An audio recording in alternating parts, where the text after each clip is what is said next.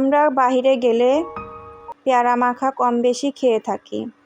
বাসায় আমাদের তো পেয়ারা অনেকেই আনে, কিন্তু আমরা কি কখনো ট্রাই করে দেখেছি বাহিরের মতো ঘরে আমরা একটু পেয়ারা মাখা করে খাই? তো সেটাই আপনাদের সাথে আজকে শেয়ার করব।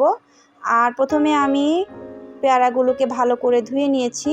এখন পেয়ারাগুলোকে আমি কিউব কিউব করে, মামারা যেরকম করে কিউব কিউব করে কাটে, আমি সেভাবেই পেয়ারাগুলোকে কেটে নিব।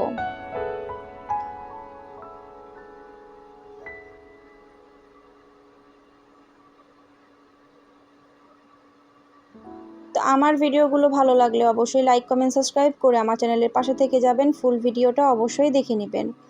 আর একদম সহজ ওয়েতে আপনাদের সাথে পেয়ারা মাখাটা করে দেখাবো। আশা করি আপনাদের কাছে ভালো লাগবে।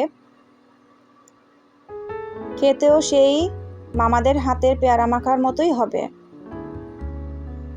তো পেয়ারাগুলো আমার কাটা শেষ। এখন আমি পেয়ারাগুলোকে একটা বাটিতে তুলে নিব।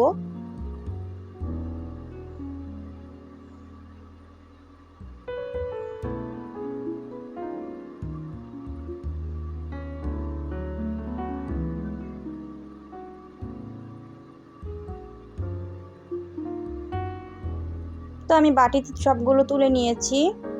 আর এখন দিয়ে দিব আমি কাসুন্দি। কম বেশি সবার ঘরেই এই কাসুন্দি থাকে, তো আপনারা আপনাদের প্রয়োজন মতো দিয়ে নেবেন। এখন আমি দিয়ে দিব 2টা শুকনো মরিচ।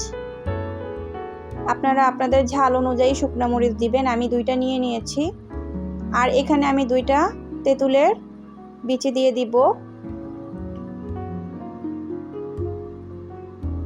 আর তেঁতুলের বিচি দিলে আপনাদের খেতেও ভালো লাগবে, একটু টক টক লাগবে। এখানে আমি সাদা লবণটা ইউজ করেছি। আমার ঘরে বিট লবণ ছিল না। আপনাদের ঘরে বিট লবণ থাকলে আপনারা বিট লবণ ইউজ করবেন। তো এখন মরিচ আর তেঁতুল আমি একসঙ্গে মথে নিচ্ছি। তারপরে আমি এখন পেয়ারাগুলোকে ভালো করে মেখে নিব।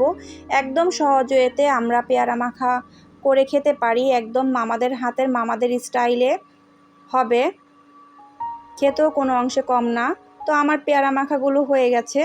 তো আমার কাছে একটু কাসুন্দিটা কম মনে হয়েছে, তো আমি এখন একটু কাসুন্দি দিয়ে নিব।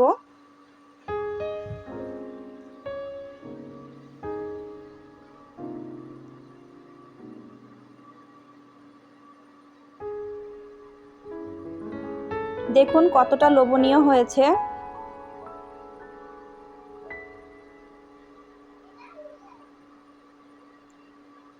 এই তো আমার পেয়ারা মাখা। তো আজকের ভিডিওটা এই পর্যন্তই। সবাই ভালো থাকবেন, সুস্থ থাকবেন, আমার জন্য দোয়া করবেন। আমি আপনাদের সাথে খেয়ে ট্রাই করে দেখালাম, অনেক মজা হয়েছিল।